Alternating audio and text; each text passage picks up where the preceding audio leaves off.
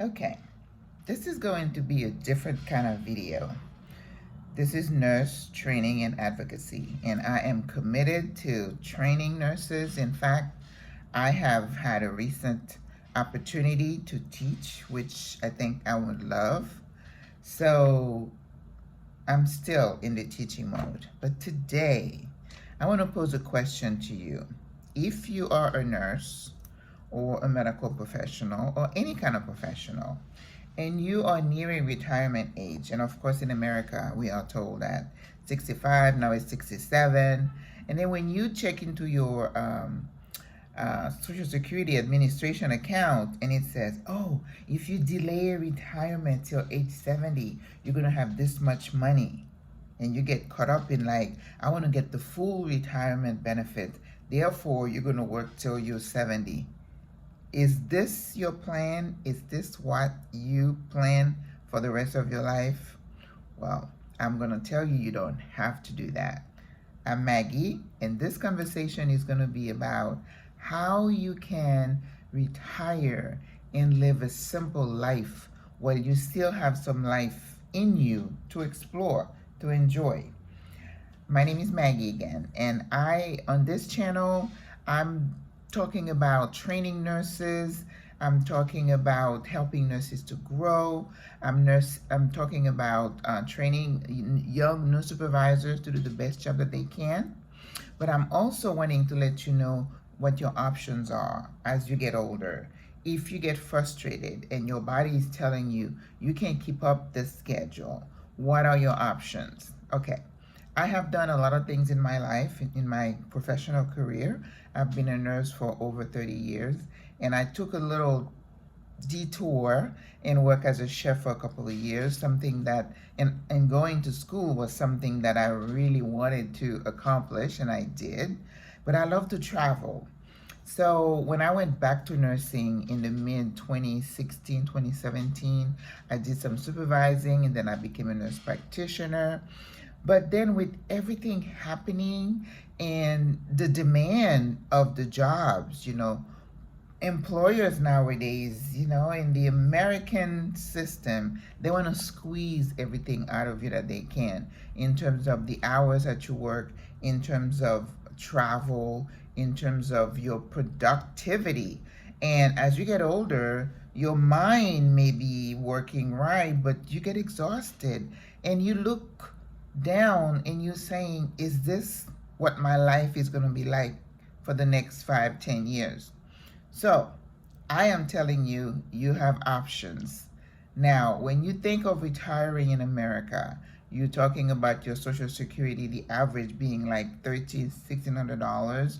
You and I both know you can't live on that as being your only source of income. So if you hadn't invested, you had not put into your 401k retirement plan, and you like, there's no way I can retire on this amount of money.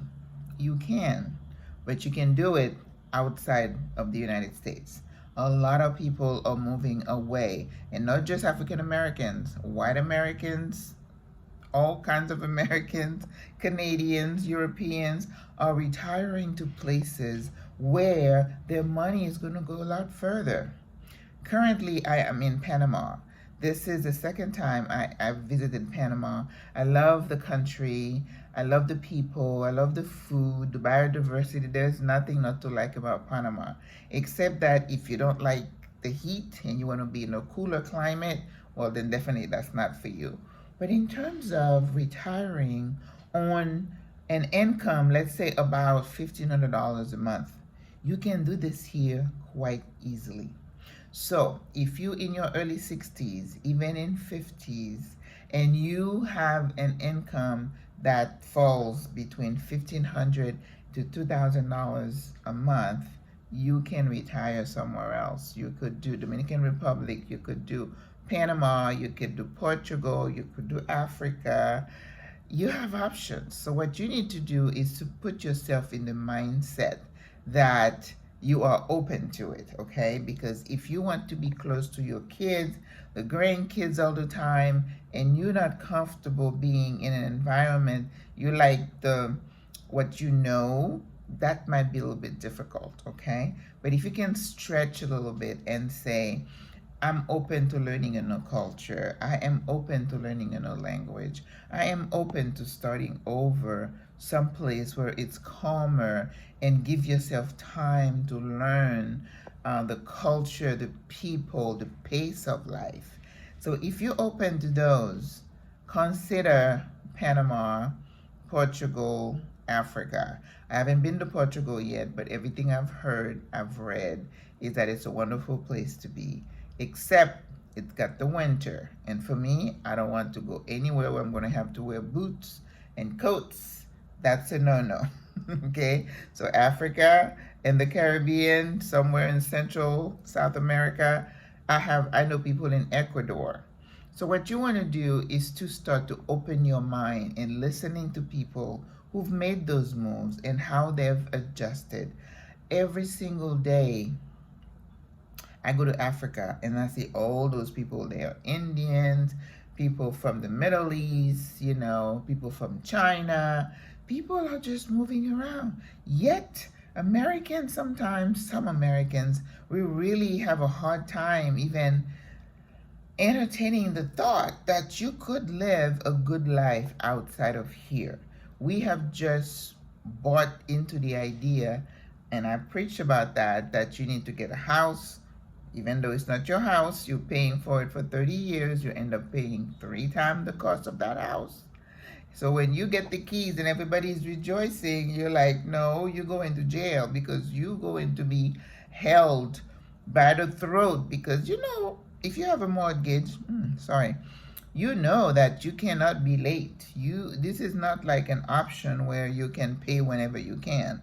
If you lose your job and you can't pay that mortgage, the bank takes it and you get nothing. You don't get your deposit or anything like that. So we bought into this to get ourselves in bondage. We do that. You get a house payment, you have 1 or 2 car payment, you have student loans, you have commercial debt. That's way too much to weigh you down. So number one, you need to find a way to reduce or eliminate your debt, whether it is to sell your house, or first of all, you want to pay your commercial debt. You don't want to be using credit card to buy appliances, fix things that are broken. That's bad. That's why they tell you have to have a little bit of emergency fund, so that when these things happen, you can go and pay for it and not have to get in more debt, and you get in deeper and deeper and deeper. So get the financial freedom books. David Ramsey and everybody has books about that. You can even download a budget. Learn to live on a budget. I don't know when the last time I went shopping. Before this trip, I did go to Ross and buy a few outfits. But before that, I hadn't gone to the mall or any kind of stores. And I'm like, I don't need anything. I go to work, put my uniform, my scrubs on. Over the weekend, what? Maybe you go for a walk. It depends on your lifestyle. Stop trying to keep up with the Joneses, trying to impress people who don't really give up whatever about you, okay? So try to eliminate your debt. Open your mind and try to consider maybe some local travel, so you can see how comfortable you are, and you can develop a sense of comfort with getting to the airport, getting your bags, getting an Airbnb. Get into the habit of being able to maneuver, okay? Because once you move or you're traveling somewhere, you want to be able to find your way. I mean, if you watch my videos about me going to Ghana and me going to Rwanda, landing in Rwanda at 1, 2 o'clock in the morning, no phone, no internet. But if you're open and you're flexible, it becomes an adventure. Nothing for you to be so concerned and worried about. Although when you travel, you have to keep safety in mind. I'm a very safe driver. I don't, when I think about, am I comfortable renting a car to drive in this city that I'm not familiar with? What if you get lost and you end up someplace you're not supposed to be? In this day and age, with Airbnbs, taxis, you don't need to do that. Be safe.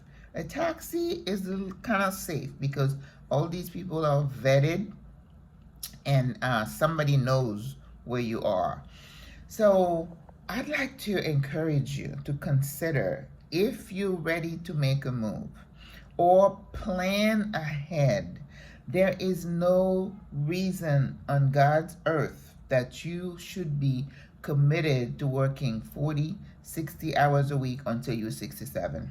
You may or may not make it to 67. Those jobs cause you so much stress that you develop high blood pressure, diabetes, cancer, all kinds of things. So plan to exit early. Whether you go talk to a financial planner, which is a good idea, because if you say, okay, I know retirement age is 67, how much money do I need to retire in a country like Vietnam or Taiwan? People are retiring all over these places. The sky is the limit. So go visit those places and then decide for yourself.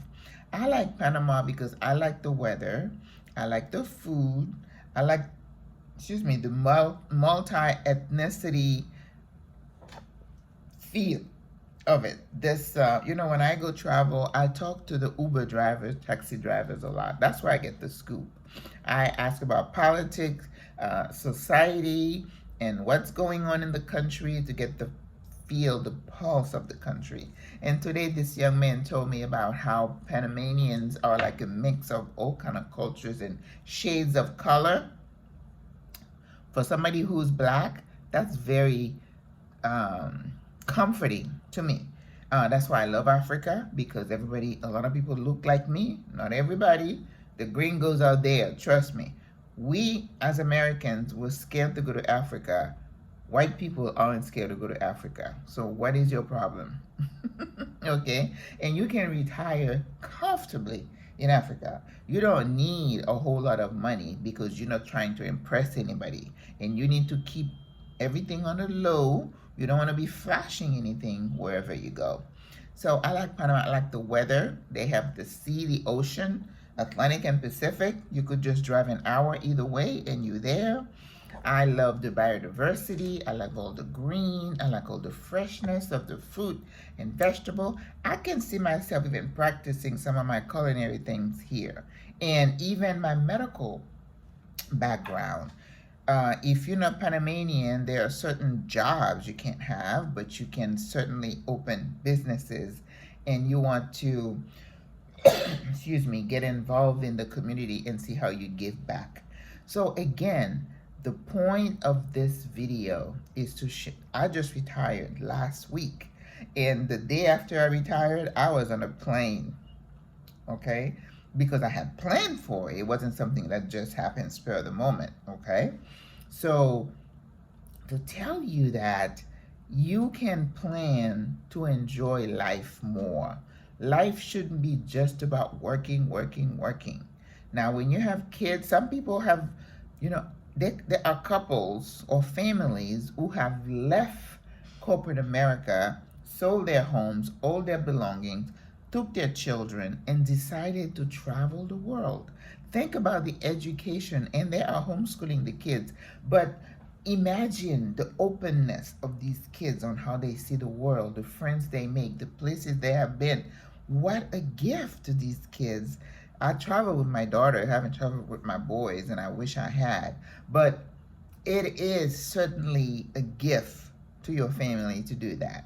So my nurse friends, nurse training and advocacy, I certainly want to train you to be the best that you can.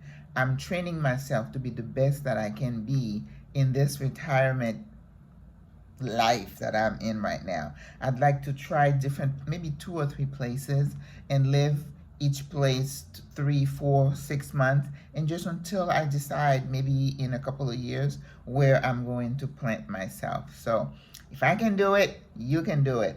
It's all about opening your mind. Okay? This is what I got for you for this week. I love you. God loves you. Au revoir. À la prochaine. Mwah.